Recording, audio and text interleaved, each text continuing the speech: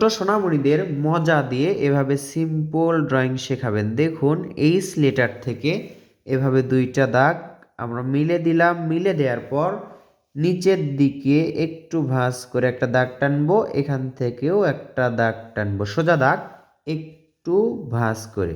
এবার এটা সোজা মিলে দিব। এই দাগটা এই যে দেখুন ডাবল করব। ডাবল করার পর দেখুন একটু ফাঁকা রেখে এখানে একটা দাগ এবং এখানে একটা দাগ, এই দুইটা দাগ ডাবল করতে হবে, তাহলে হবে চেয়ারের পা। এখানে আবার একটা দাগ, এখানে আবার একটা দাগ, এই দুইটা দাগ এখন ডাবল করতে হবে। তবে এই দুইটা দাগ কিন্তু আগের দুইটা দাগের থেকে ছোট হচ্ছে, এটার থেকে এটা ছোট, এটার থেকে এটা ছোট, আর এই দুইটার সমান, এই দুইটা সমান। সুন্দর একটি চেয়ার হলো আঁকা।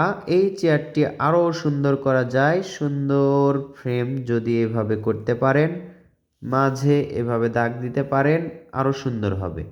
এই যে এই দাগটা ডাবল করে দিলাম, এখানে আরও দুইটা ডাবল দাগ দিলাম, এখানে আরও দুইটা ডাবল দাগ। দেখুন এখন কিন্তু আগের থেকে আরও দারুণ লাগছে।